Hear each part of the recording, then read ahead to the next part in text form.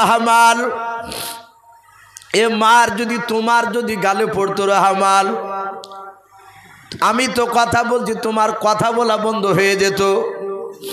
ফেরাউন বলল, ভাই এ বাচ্চা আমি প্রথমেই বলেছিলাম আমার বিবি আসিয়াকে, এই বাচ্চা প্রথম দিনে আমার দিকে টেরা করে চোখ করে আর চোখে আমার দিকে তাকে চলাও। এই ছেলে সেদিন আমার কথা শুনে নাও, ও জল্লাদের এখনই নিয়ে এসে আমার ছেলেকে জবাই করে দাও, একে আজ থেকে আমের বেটা বলে দাবি করবো নাও। সঙ্গে সঙ্গে বাবা জল্লাদেরা তলোয়ার আনতে গেল মারবে। হযরতে আপনার আসিয়ার কাছে গিয়ে একটা বাবা প্রজা ছোটে গিয়ে বলেছিল, রানী মা আপনার ছেলে মূসাকে আপনার স্বামী আর বেঁচে রাখবে না। হযরতে মূসা নবীর মা দৌড়ে চলে যাচ্ছেন, ওইদিকে বাপজি আপনার আসিয়া উনিও বাপজি দৌড়ে চলে যাচ্ছেন। আসিয়া বলল, স্বামী আপনি ছেলেটাকে মারবেন না। বলে, বিবি তুমি মাঝখানে কেন বাধা দিতে এসো না, আমি মাথার যন্ত্রণা সহ্য করতে পারি নাই। ওরে আমার বিবি, এই ছেলে এমন মার মেরেছে, ছোট ছেলে নয়। ডাক দিয়ে বলে, না গো প্রাণের স্বামী, বাচ্চা ছেলে আপনাকে আদর করে মারিয়াছে। অনেকে মারে, আমাদের ছেলের একার সময় দেখেন পটাম করে এমনভাবে চড় মারে, রাগ হয়, কিন্তু আবার ছেলের দিকে তাকে ভাবি যে ব্যাটা কিছু বুঝে না আর মারিনি। এরকম অনেক ক্ষেত্রেই দেখা যায়, হয়তো মারতে গেছে এখানে একবার এই জায়গায় লেগেছে, আর এই মুখে মারতে না, ও বাচ্চা তো বুঝে না। আসিয়া বলল, এ তো বাচ্চা ছেলে মেরেছে। বলে, বিবি আদরের মাল নাই, এই জানিয়ে শুনে মেরেছে। বলে, যদি জানিয়ে শুনে যদি মারে তাহলে একটু পরীক্ষা করে। বলে, পরীক্ষা কি? আসিয়া জানছেন যে ঠিকই করেছে, এই তো শুনে না, কিন্তু এটা তার বলছে না। তো বললো, কি করবা? বলে, এই বাচ্চা ছেলে তাই অবুঝ, এ প্রমাণ করবা কি করে? বলে, আগুন আর মিষ্টি জিনিস দেন, যদি আগুনে যদি হা দেয় তাহলে জানতে হবে ছেলে অবুঝ, বুঝে না, আপনাকে চড় মেরেছে। আর যদি মিষ্টিতে যদি হা দেয় তাহলে জানতে হবে আপনাকে জানিয়ে শুনি চাপালছে। বলে, কথা ঠিক। বলে, আগুনে হা দিলে আমি ছেড়ে দেব, আর মিষ্টি জিনিসে হা দিলে আমি তাকে জবাই করে দেব। মূসা নবীর মা কাঁদছেন, ওগো মালিক, তুমি তো আহু আলা কুল্লি শাইইন কদির, তুমি যখন ফেরাউনের দরবারে মানুষ করছো আমার ছেলেকে, আল্লাহ তুমি এই পরীক্ষা থেকে বাঁচিয়ে নে। বলুন আল্লাহুম্মা আমিন। দোয়া করছে মূসা নবীর মা, আর মার দোয়া তো আল্লাহ কবুল করবেনি। আসিয়া দোয়া করছে, আল্লাহ আমি জানি আমার স্বামীকে তোমার নবী মেরেছে, কিন্তু এত বড় বেয়াদব শয়তান আমার স্বামী, আমি চাই এই মারে হয় না, আরো বড় মার লাগবে, আর কিন্তু এই পরীক্ষা থেকে তুমি বাঁচাও। যাহাতে বাপজি হাজার হাজার লক্ষ লক্ষ লোক বাপজি জমাতে হয়েছে, বাদশার বেটার পরীক্ষা। মূসা নবীকে ছেড়ে দিয়েছেন বাবা। ফেরাউন বলল, জল্লাদ তোমরা তলোয়ার খানা নিয়ে রেডি হয়ে দাঁড়িয়ে যাও। আগুনে না মিষ্টিতে হাত দিল, অমনি খেঁচা কেড়ে মেরে দেবাও, একবার যেন কথা যেন বলতে না হয়।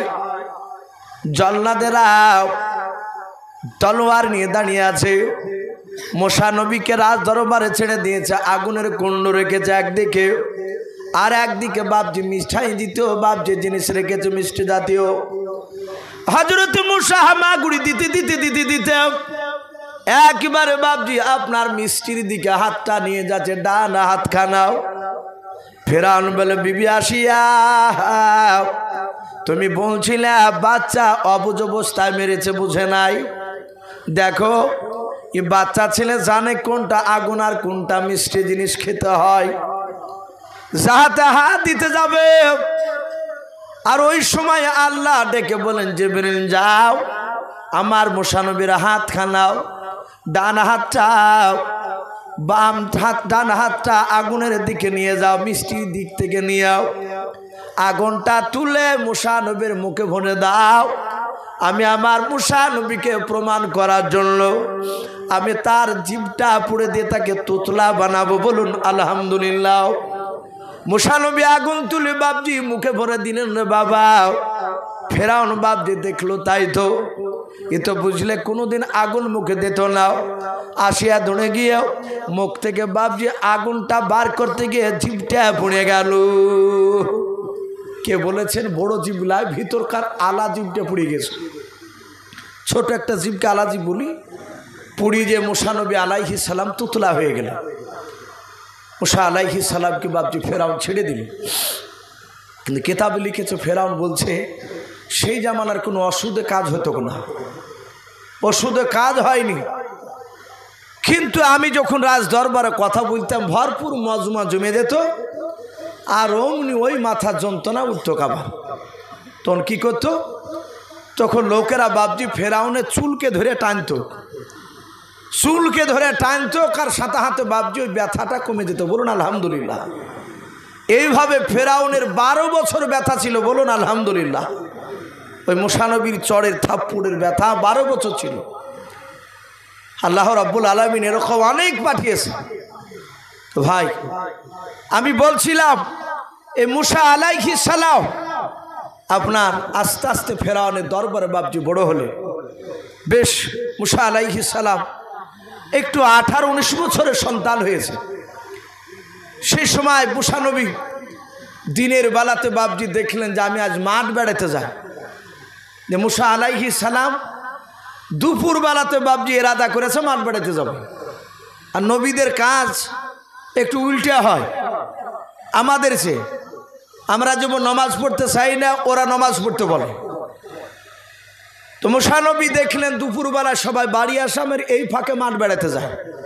মাঠে যে দেখছে গোটা মাঠের মধ্যে 2টা লোক, একটা লোককে বাপজি লাঠি দিয়েই মারা, সেই মার একজনাতে মারছে। তো যাকে মারছে সেই লোকটা হচ্ছে মুসা নবীর বংশের লোক। বলুন আলহামদুলিল্লাহ, বানি ইসরাইলে।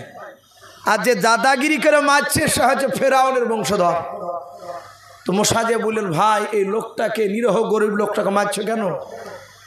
বলছে মুসাই তুই ফেরাউনের বেটা হতে পারিস, এই দুপুরবেলাতে কি করতে হেছিস, যা বাড়ি যাও।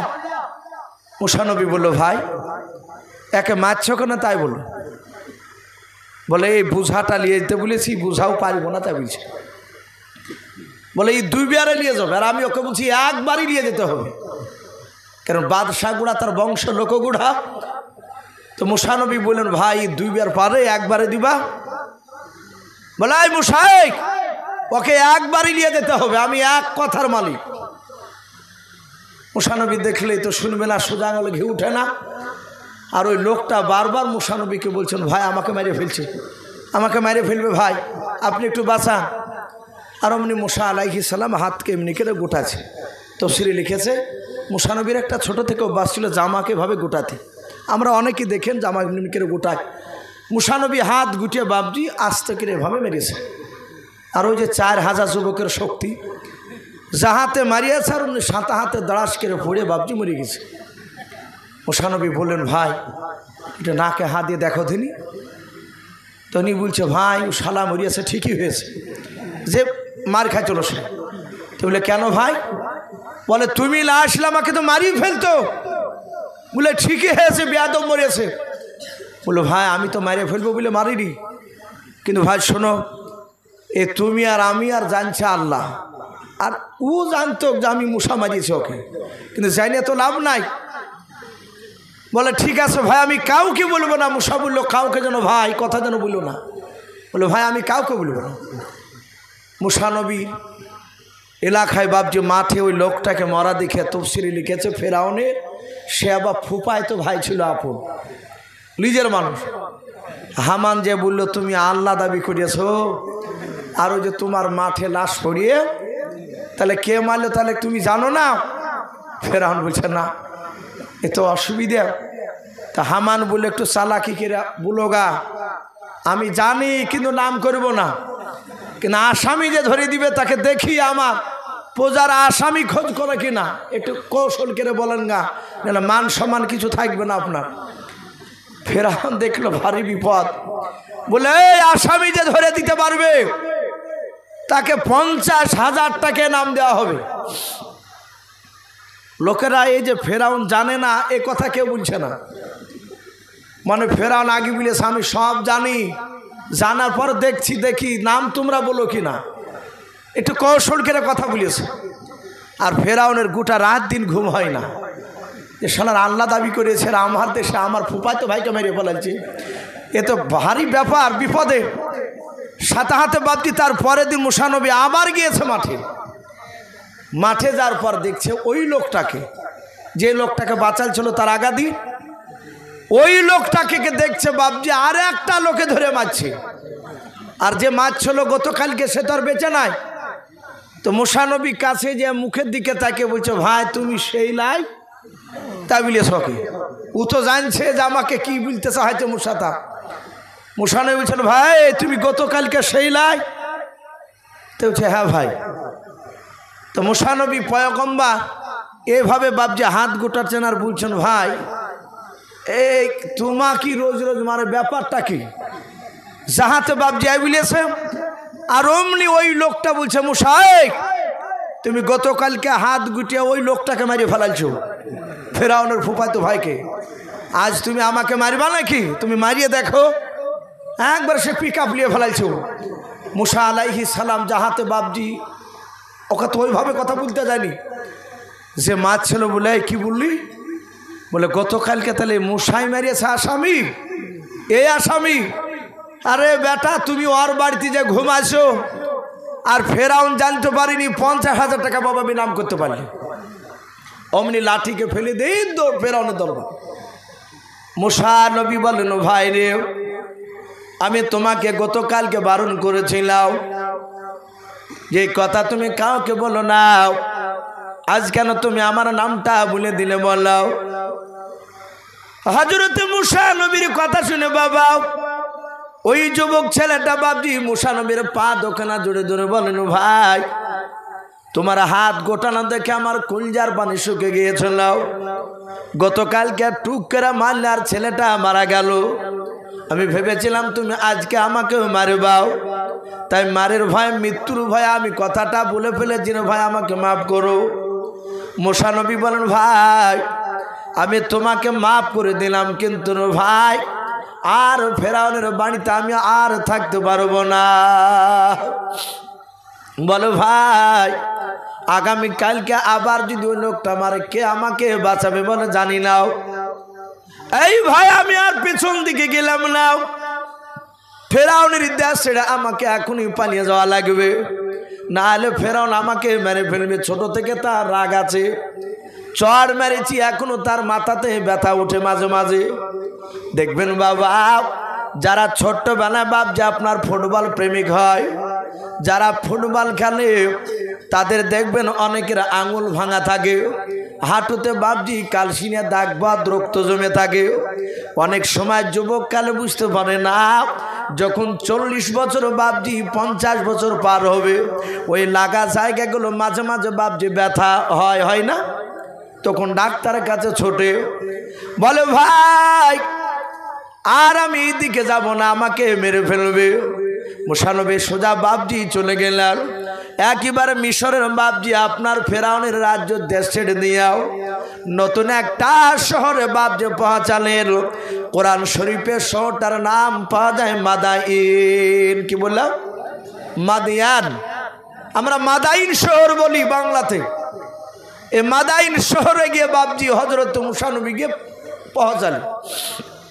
যায়া খাজুর বাগানে দাঁড়িয়ে আছে, চিন্তা করছেন থাকবো কোথায়, কে থাকতে দিবে আমাকে, এ বিদেহা জায়গা, আমি তো এখানকার লোককে আমি চিনি না।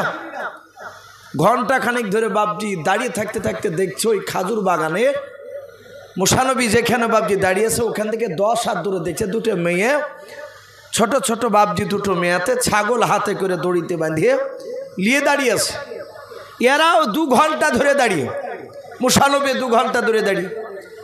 মুসা নবী পেছন দিক থেকে বলছে ওগো বোন, আয় বোন, আমি 2 ঘন্টা ধরে এখানে বসে বসে দেখছি দাঁড়িয়ে, তোমরা তো দাঁড়িয়েছো, ব্যাপারটা কি, বাড়িয়েছো না কেন? তখন মেয়া দুটি এভাবে মুসা নবীর দিকে একবার তাকানোর পরে আর তাকালেন না, মুখটা ফিরে নিলেন।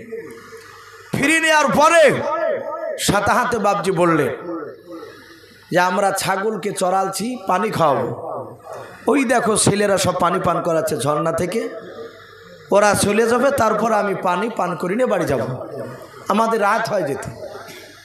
মুসা আলাইহিস সালাম বললেন, বোন তাহলে এখনও তো অনেক দেরি, আমাকে একটু সময় দাও, আমাকে যদি দাও ছাগল দুটো, তাহলে পানি পান করলে এসে চলে আসবো খেয়ে। বলো অসুবিধা নাই, তাহলে খুব ভালো হয়। পাঠিয়ে দিল। মুসা নবী যে পানি খাইতে বাপজি জাহাতে চাইলে, ভাই আমরা উঠবো না ভাই, এ দেখেন ডেটটা পার হয়ে গেল, ইনশাল্লাহ এখনই দোয়া করবার কয়েক মিনিটের মধ্যেই। যেহেতু বাপজি ঘুম একটা আল্লাহর বড় নিয়ামত, আমরা হয়তো এলাকার প্রথা হয়ে গিয়েছে যত রাত পর্যন্ত মাইক বাজবে আমরা তত ভাবি যে জালসা মনে হয় বড়ই হলো। গতকালকে টেহট মাদ্রাসাতে ছিলাম ভাই, ফজর পর্যন্ত আলোচনা।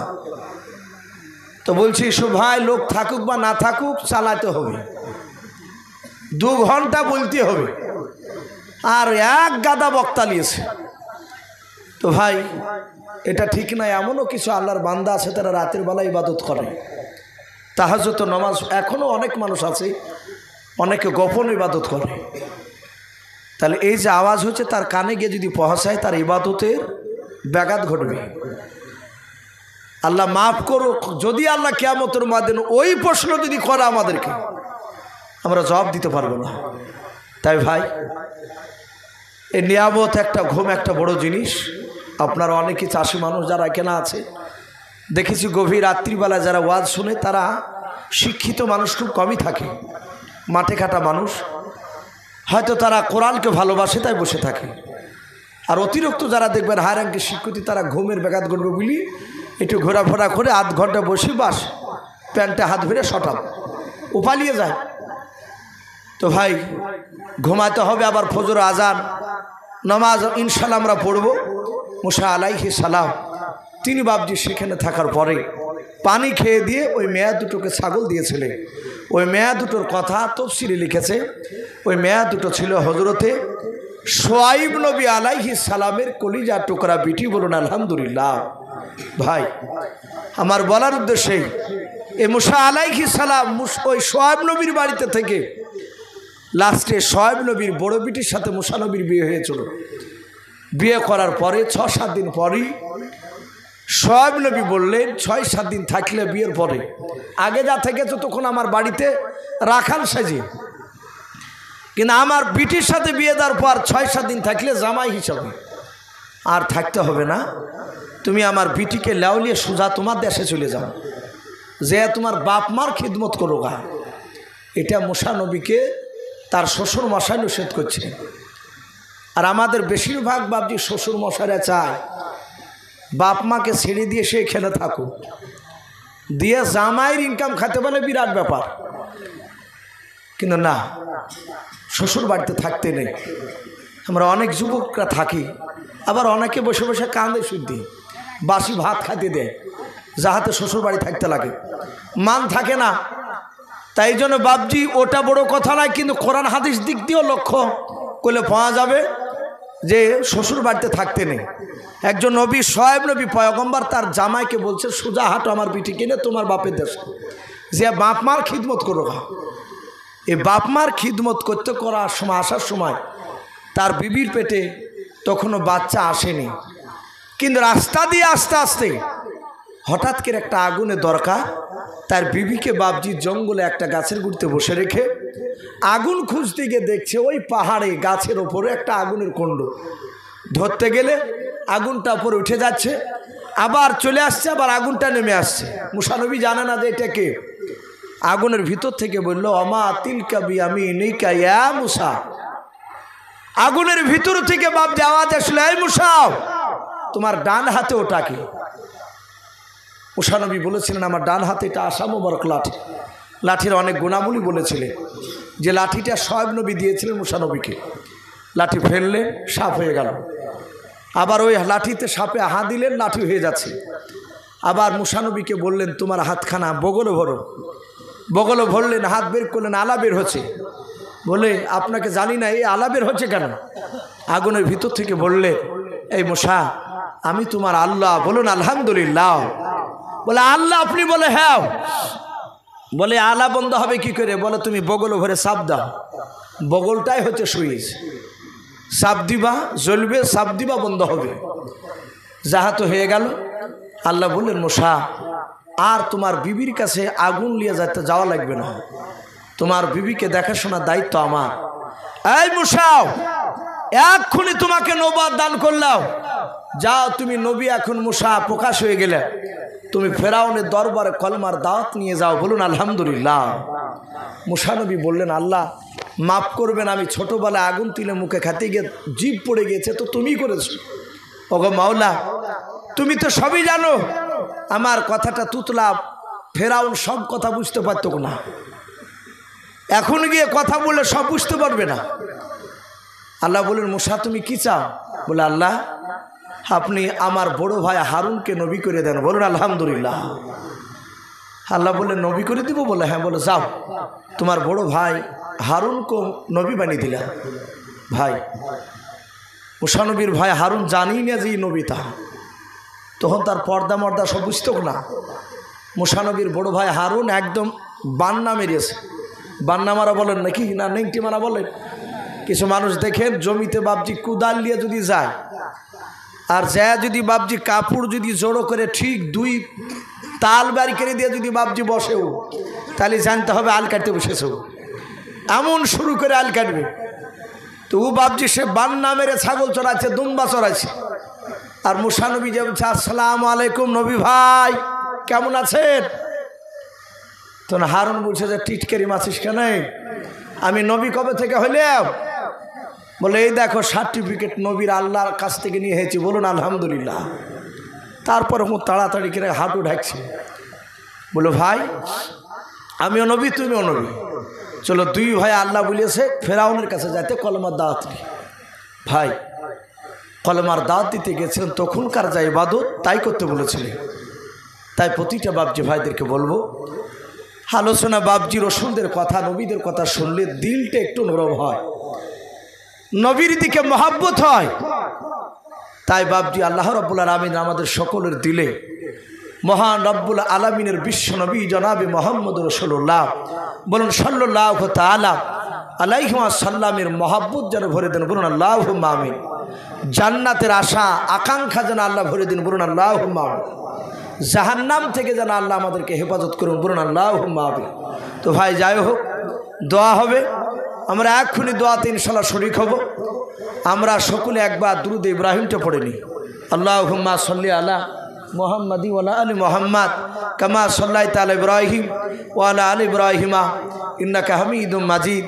আল্লাহুম্মা বারিক আলা মুহাম্মাদি ওয়া আলা আলি মুহাম্মাদ কামা বারাকতা আলা ইব্রাহিম ওয়া আলা আলি ইব্রাহিমা ইন্নাকা হামিদুম মাজিদ। সাল্লাল্লাহু তাআলা আলাইহি ওয়াসাল্লাম।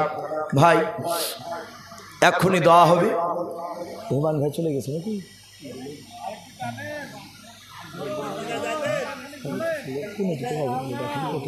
ভাই দেখেন আমারও 2 ঘন্টা প্রায় পার হয়ে গেল। না ভাই আমি কিছু বুঝতে পারছি, আমি আর অনুরোধ আপনাদেরকে করছি, কারণ দেখেন আগামীকাল গর্ব করা নয় ভাই, আগামীকাল বা 2 জায়গায় বেকায়দা পড়ে গেছে। তীরমোহনীতে আর ওই ছেতিয়ানি বলে একটা জায়গা আছে, মরাদিঘি বেলডাঙ্গার কোন দিকে, এই দিকে পড়ছে। তো ওইখানে আবার গিয়ে বাপজি আলোচনা কালকে, এভাবে তো প্রতিদিন এখন চাঁদ রাতের আগাদিন পর্যন্ত। তো যাই হোক,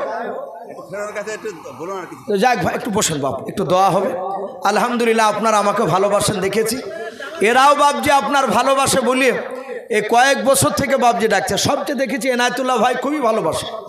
তো যাই হোক ভাই জান এই মসজিদের ইমাম, আমরা দোয়া করব যেন আমার এনায়েতুল্লাহ ভাই হাফেজকে এই মসজিদের যেন যোগ্য ইমাম হিসাবে যেন কবুল করুন। বলুন আল্লাহুম্মা আমিন, আল্লাহুম্মা আমিন। ভাই আমরা একবার সকলে তওবা করে নিই। আস্তাগফিরুল্লাহ রাব্বি মিন কুল্লি যামবি ওয়া আতুবু ইলাইহি লা হাওলা ওয়ালা কুওয়াতা ইল্লা বিল্লাহিল আলিয়্যিল আযীম। আরেকবার পড়ুন আস্তাগফিরুল্লাহ রাব্বি মিন কুল্লি যামবি ওয়া আতুবু ইলাইহি লা হাওলা ওয়ালা কুওয়াতা ইল্লা বিল্লাহিল আলিয়্যিল আযীম। কমিটি ভাইরা সব আছে নাকি এখানে? যাক আলহামদুলিল্লাহ। তো ভাই এক্ষুনি দেওয়া হবে। আমি আপনাদেরকে বলি আপনারা সকলেই জানেন, আমিও আপনাদের জন্য বাপজি দোয়া করব। ভাই একটু শুনি কথাগুলো দিয়ে দোয়া করে দেবেন ইনশাল্লাহ। আমি এনায়েতুল্লাহ ভাইকে একটু দোয়ার জন্য বলবো, ভাই আপনি করে দেন না দোয়া। তো ভাই যাই হোক, দোয়াটা এখনই হবে। আপনারা সকলে জানেন, আপনারা হয়তো এতটুকু জানেন যে আমি একটা মাদ্রাসা পড়াই, কিন্তু এনায়েতুল্লাহ ভাই উনি খুবই ভালো জানেন, ওনার যে সাথী একসাথে পড়াশোনা করেছে, উনিও আমার মাদ্রাসার মসজিদের ইমাম প্লাস এবং শিক্ষক।